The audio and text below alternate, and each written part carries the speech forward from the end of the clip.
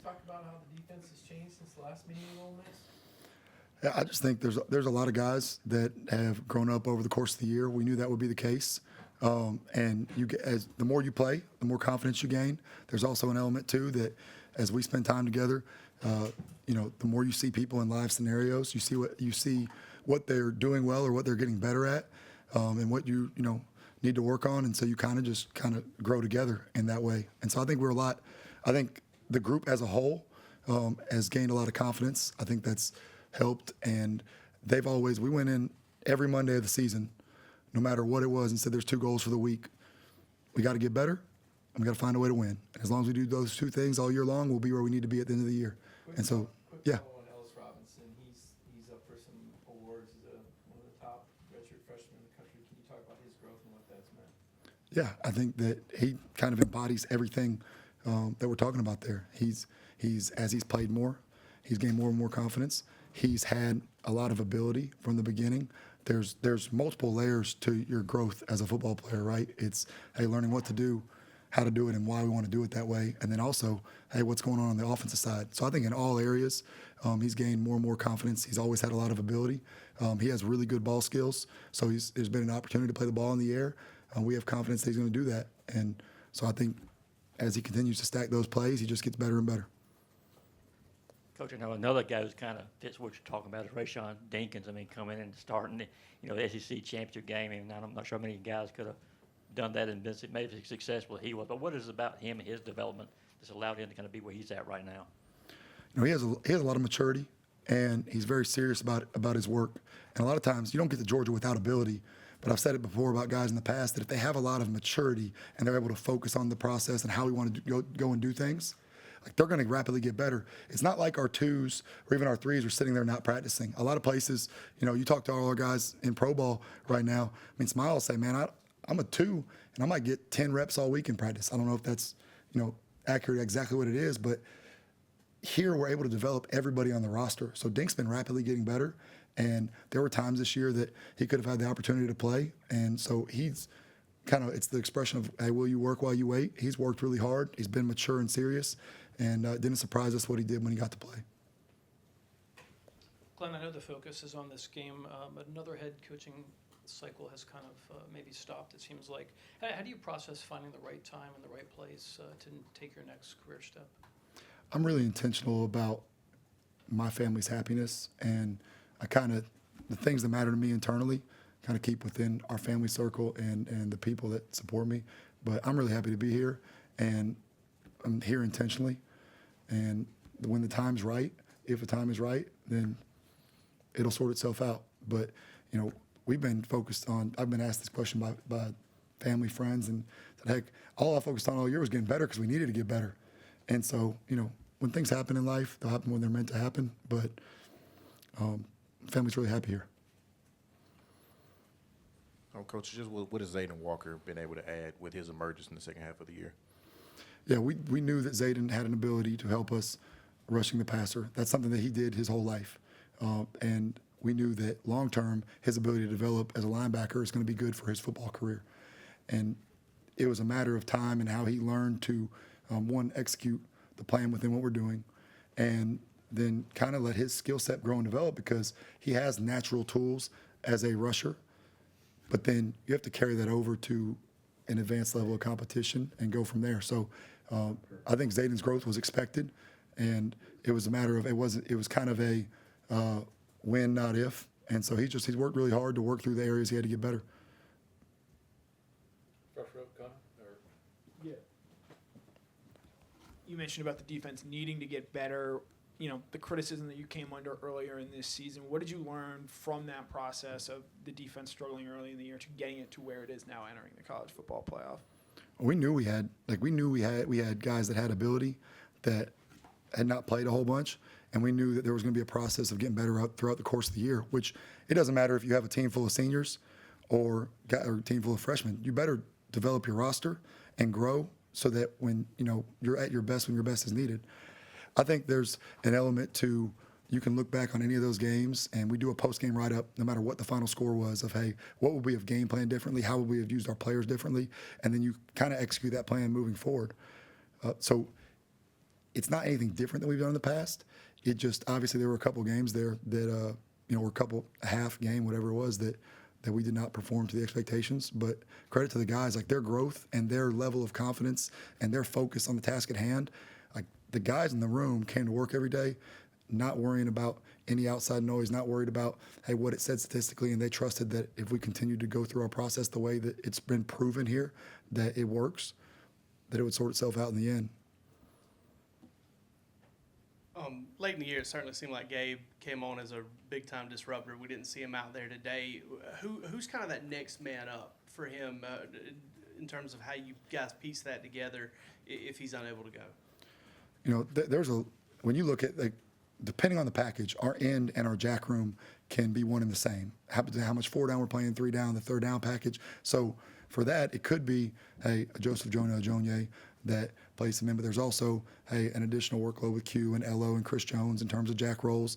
And then on 3rd down, we have a bunch of different guys that can rotate as a kind of combo rusher that rushes inside and outside. So it won't necessarily be one guy. Joseph will obviously have to take a bigger role. J.J. Haney, Chris Jones, Elo Mendoza.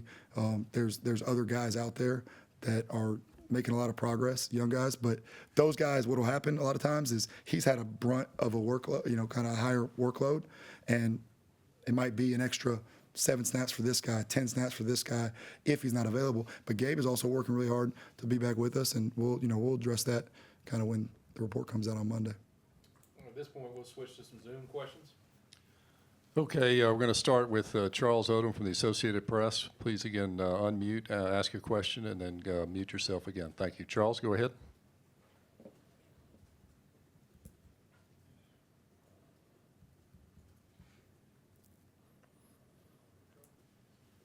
Okay, we'll go next to Olivia Sayre from 247 Sports. Olivia?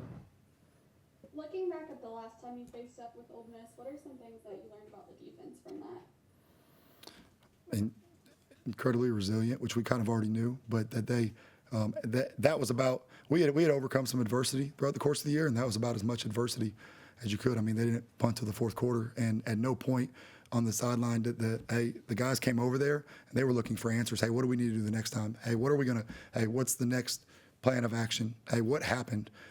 We have the resources with the iPads that weren't there a couple of years ago. Hey, see on tape, what are they doing? What is my mistake? How do we correct that? And then what are we going to do to call it differently? I think the main thing is we've done a better job both rushing and covering. I've also, this is a great challenge. I mean, they're talented across the board. Quarterbacks playing at an unbelievable level. Running back, receivers, tight end. You better win your one-on-one matchups at the end of the day here. And that's the main deal, is that we have guys that can win one-on-one matchups, and we need those guys to do that. Okay, up next we'll go to WSB TV in Atlanta. WSB, go ahead.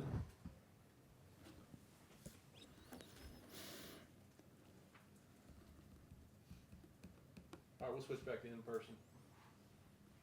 Coach, I wonder, when you look back at that, the first Ole Miss game, the 4th quarter, of course, shut them out. Did you look at that as maybe some kind of starting point for the way this defense has played the second half with the continued improvements you've made?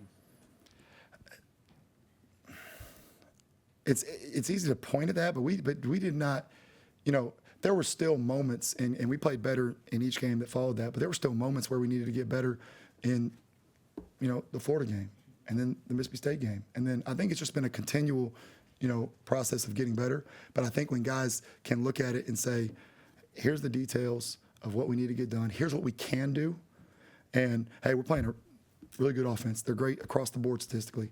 And when we do it right, we can be successful. And that's showed up time and time again. And I think that guys have just continued to gain confidence from that, and they focused on, hey, how do I get better at my craft?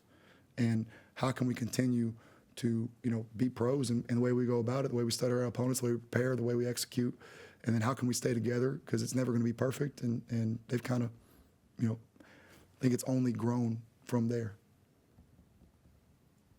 Glenn, Kawan Lacey, his injury status, I guess, will also be updated Monday, but there's a tendency, I think, to think a lot of running backs are, kind of interchangeable, whatever. How different is he? How much of a game changer is he for their offense?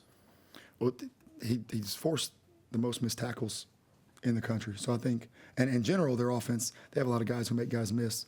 But when you have a guy that forces, I believe it, it said on the broadcast, the game the other day. We were able to watch it because of how the schedule worked. But said on his first missed tackle that he forced on the opening touchdown, it was his 100th forced missed tackle of the year, right? So you're talking about somebody that can have a player unblocked, right, and able to make them miss.